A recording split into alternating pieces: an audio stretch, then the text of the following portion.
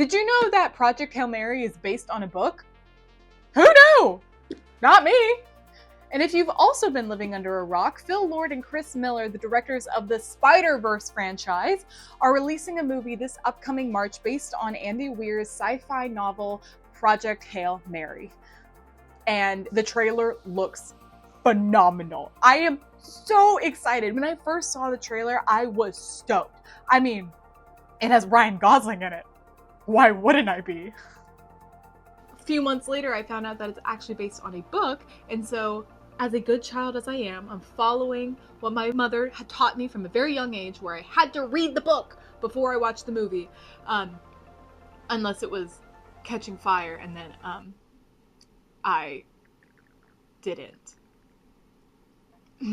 But don't worry, I've turned from my evil and wicked ways and have actually read the book since, which is incredible and the best one of that trilogy. Basically, I wanted to do this video mainly as a way to just, one, give my thoughts about the book and also give an analysis of the trailers and give it kind of a trailer breakdown, as well as then giving my own thoughts about the trailer and what I'm excited to see within the movie itself.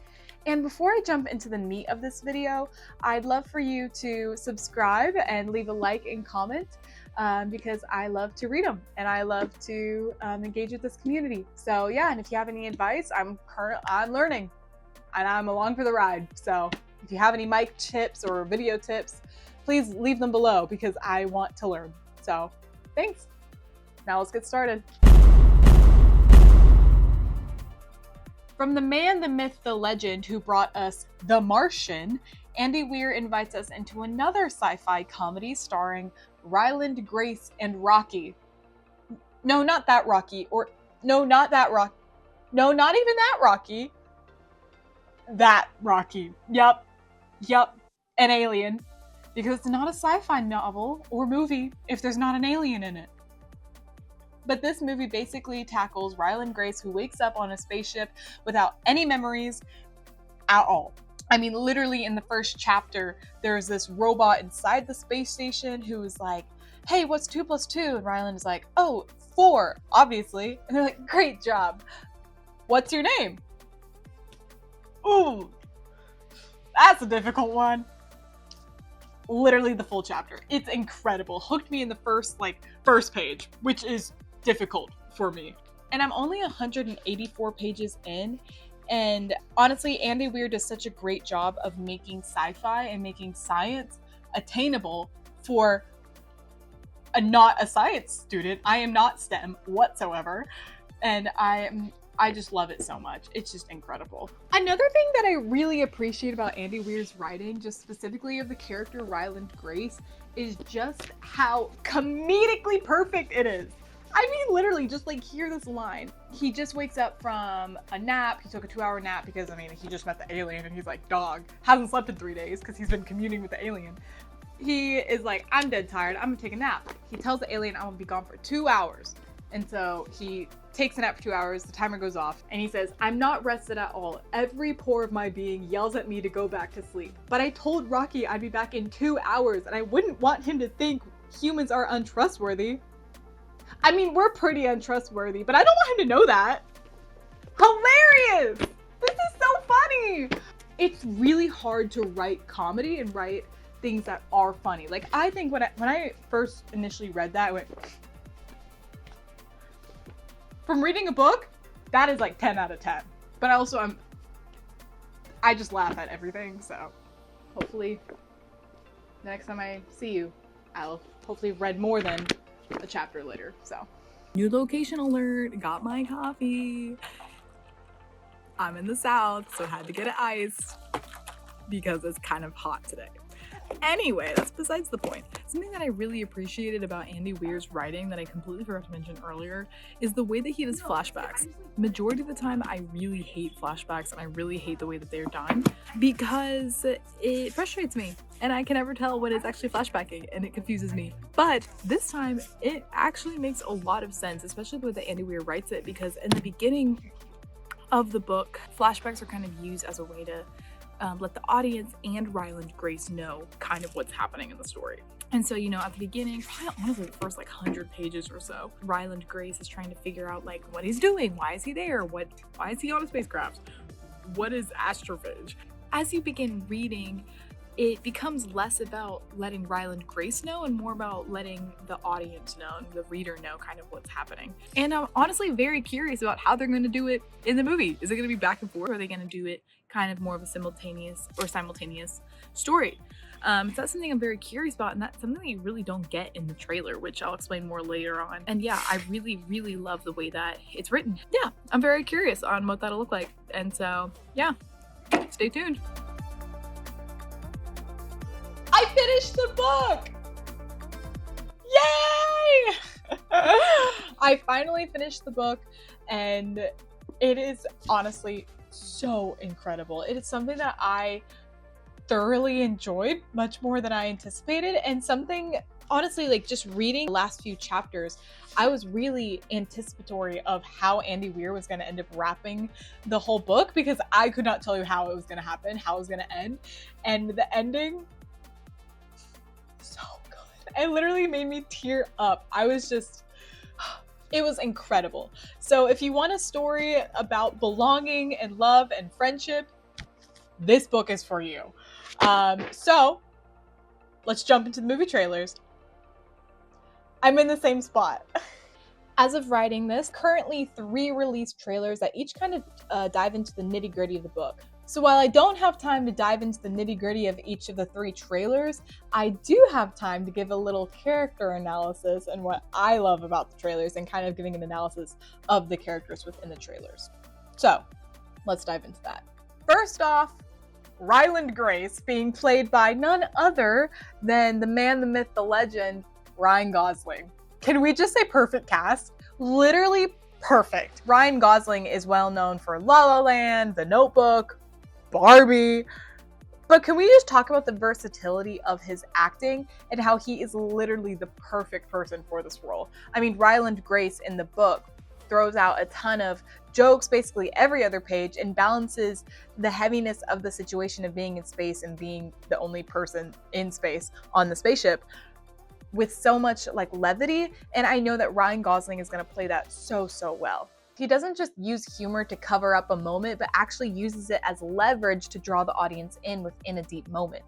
And so I know that he is going to absolutely kill the role as Ryland Grace, because that's kind of the way that that character is written.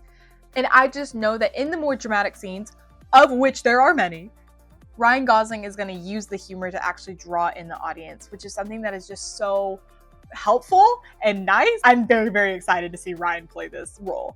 And I, for one, cannot wait to experience the nuances of his acting, especially because this isn't his first sci-fi film or even space film. I didn't even know this, but he starred as Neil Armstrong in Damien Chazelle's First Man. So he's obviously experienced with space. I mean, he touched the moon. Now he's gonna meet an alien. Yeah, what's next? Gonna fly to Mars? Except in this movie, he's flying further than Mars, so. Anyway, regardless, I'm very excited to see Ryan Gosling play all these roles, and I'm just really excited to see his yapping sessions, because like even in the movie, like we kind of see him play to the camera, which I'll kind of get into a little bit later on, but I'm very excited to see that. Next, we have to talk about Rocky. I mean, dude is literally a literal puppet, not CGI, none of it is CGI, but being puppeteered by James Ortiz, who's also voicing Rocky too. I really love that they decided to use the puppeteer as his voice. I think that's going to be really awesome and helpful and just incredible. Not only that, but Rocky was created by Neil Scanlon, who is one of the original founders of the Jim Henson Creature Shop, and he also worked on the Star Wars sequel trilogy, which I choose not to think about. But regardless, he is incredible with puppeteers. We understand the nuances of everything that's going on. And Rocky just looks incredible in general. Like, I'm just so excited to see all the movements and motions and him literally running around in his ball. I'm like, I can't. I'm so excited. And so for book fans, this is a win. This is a win situation, and I cannot wait to see it in theaters and just to see everything that goes on with it. And finally, we got to talk about Strat. And while we don't see much of her characterization in the trailers, I think Sandra Hüller is going to play her phenomenally. I think she encapsulates Strat's bluntness pretty well, although I am a tad concerned. In the books, she's literally a boss woman to be feared. She has every single government person wrapped around her little finger, and she can point to somebody and say, do this, and they'll do that. Or she'll say, hey, stop doing that, and they'll stop doing it. She has the whole world under her control in the books. And in the trailers, we don't necessarily see the scariness of that. While everyone else is looking at short-term solutions for the world, Strat is looking towards the future and doesn't give a flying fish about what the whole world thinks. She says, no, I want to save my planet. I'm going to do whatever it takes to do so. And we don't really see that in the trailer. I mean, we see a lot more of the humanness of Strat, which I think might bring some more nuances and kind of some more character development rather than just like a straight up blunt person, especially within the karaoke scene, which, fun fact, I actually found out that because Sandra Hüller is a phenomenal singer, Ryan Gosling was like, hey, we should put her in, like, we should make her sing. And Phil Lord and Chris Miller were like, okay. So that's why that's there. It could just be the scenes they chose, the writing, or Sandra Hüller's acting choices, but we don't really, like, I don't feel scared of Strat watching the trailers, and maybe that wasn't their point in showing the trailer. They wanted to show more of the sci-fi, like, I get that, but whenever I saw, like, Coin, like President Coin, Alma Coin in Mockingjay, terrified. I already knew that she was going to be, like, scary. Like, I knew that she had the whole world wrapped around her finger, or, you know, District 13, but like you saw how scary she was. And then in this trailer for Strat, we don't necessarily see that. We see her like, yeah, okay, yeah, she's a boss woman, like she has, like you can tell she has authority, but it's not the like, oh, let me bow down before you because I'm terrified of you. So yeah, we just don't necessarily see that. How are they gonna talk about flashbacks? I mean, in the book, it happens every chapter. Literally every single chapter, there's a flashback to back to Earth. There's a flashback to whatever that kind of helps drive the narrative. And I'm assuming that Lord and Miller are going to make some creative choices not to do that a ton. But they're going to have to do that a little bit, right? Like, they're not going to completely make it chronological where they start off on Earth and then it, like, there's not any flashbacks at all, because the flashbacks is what makes the book really great and beautiful and kind of adds a lot more to the climax of the book, in my opinion, or one of the climaxes. And so, yeah, I have no idea how they're going to end up doing that. My guess is that the movie will kind of play exactly as the book does, where it opens up with Grace on the spaceship not having any memories of who he is or what happens. And in the scene, you know, they kind of play it says like, oh, I just woke up from a coma, like, blah, blah, blah, my name is Ryland Grace. But then if you kind of like listen in, it says, I just woke up from a coma, I'm in space, I'm 1,000 miles away from home, and then I am not an astronaut. Those two phrases sound differently, like if you listen. So my guess is that they are going to play into the fact that he has no memories, but for the trailer they wanted to like psych people out and be like, haha, no, he knows, like he knows he's not an astronaut. But in the book, like he doesn't figure that out until like much later, or really at all. However, this still doesn't necessarily answer the question of how the flashbacks are going to take place. My guess, Lord and Miller are going to do some crazy cool editing and like directing style, and whoever's editing the film is going to be like, and make it super cool and awesome, which I know literally nothing about, but they're going to be able to make it so that the story, you know, is concise and makes sense and has clarity. Because I mean, like, they did the Spider-Verse films. I'm sure they're going to make this one look great too. Even if it is like back and forth scenes, like that's going to take the audience out and not necessarily draw them in. Like, you'll kind of be like, oh, you're in space, we're in space. Oh, wait, we're back on Earth. So like, I'm very curious how that is going to end up playing out without taking the audience out of the scene. Also, the book is written in first-person narrative, and so we get a ton of inner monologue within the book. And I absolutely love that Lord and Miller made the directive, creative choice to have Grace vlog everything, because I think that'll help bring out the inner monologue super, super well. But yeah, just shout out to the editors for not spoiling anything, and it still keeps readers entertained and engaged. And I want to still go see the movie. Like, I feel like I'm gonna get more from the movie that I didn't get from the book, and it's gonna be a really great adaptation. So shout out to the editors. This is for you. Shout out. We cannot talk about this movie without talking about the visuals. It's stunning. It is absolutely beautiful. I am so excited. I mean, look at that. Look at that. Wow. I am going to be sitting in that theater eating my popcorn and being like, wow, this is beautiful. And I'm gonna bawl. I'm gonna bawl crying because it's gonna be beautiful. I just cannot wait to see it in theaters. And honestly, everything. Not even space looks great. Even the spaceship looks like a spaceship. I am so excited to see even the shots on Earth, like, add a realism to the extraterrestrial and space beauty that happens, that kind of like keeps people like more grounded and adds a contrast that is just going to create just so much like it'll make the space scenes much more beautiful because of the realism of Earth. You can't talk about this movie without talking about the visuals. And so I had to add that in there, and I'm just really excited to see all of that play out. It is time for what you've all been waiting for, the opinions of a girl you've probably never met. Overall, I am stoked. The trailers look so clean, the acting is incredible, the storyline I'm hoping will make sense, and I'm really excited that they didn't spoil how they're doing the storyline. I'm really excited. And speaking of spoilers, here is my spoiler section at the end of this video, and if you want, you can cut to this time right here. Cut to this time if you don't want spoilers, okay? Ready? 3, 2, 1. Welcome to the spoiler section of this video.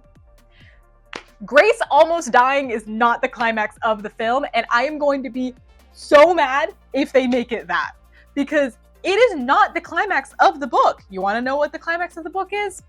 If I can find it. The climax of this book is when Grace decides to go save Rocky after he had the opportunity to go to Earth with all the astrophage, with all the figuring out how to save everybody. When he realized that Rocky was stranded in space, he sent the Beatles to Earth and said, I'm gonna go save Rocky. That's the climax of the book. Because the book, yeah, like, it has sci-fi elements and everything. The story is not about science. The story is about friendship and belonging and love and trust. That's the point of this book. It's not about spaceship. It's not about how cool science is. That is the climax of the book. No questions asked. And I will die on this hill. Okay, another spoiler is that we have this tiny itty bitty clip of Grace in Antarctica, which means the Antarctica scene where they blow up Antarctica to allow like CO2 or whatever, methane, I think, into the atmosphere to like heat up Earth. Like, look how stressed he is. I'm so excited for that scene. It also seems like he is being told that he has to go on the trip with everybody and not alone with Strat. So it makes me really curious on if that is the scene right before Strat is like, too bad, I'm putting you in jail cell so that you can't, like, you are going to space. Sorry, bud. If that's the scene before, or if that is the scene where it's like, no, you are going. I'm putting you in a jail cell so that you can't leave. Like if they're showing him to be the coward that he is. Because that's like the whole story. Like, it's a redemptive story, but also like he's still cowardly because he doesn't go back to Earth still, even though he has the opportunity to do so and like help out the world. But he still sent the Beatles and like still like saved humanity. But he never went back, even though he had the opportunity to. So I have no idea how any of that is going to end up working out. All right, I really hope that you enjoyed this video, my book review, my analysis of the trailers, and kind of my thoughts, and especially my thoughts about the spoilers that I talked about. And feel free to leave a like, a comment, subscribe, do all the things, share. I really want to hear your comments, and what are your thoughts about the trailer? What do you agree with me? Do you have things that I didn't even point out or even recognize? I'd love to hear your thoughts, and if you've read the book and you are also excited about the movie, let me know. And if you are not excited about the movie, let me know, because I feel like this is a win, especially for the book lovers.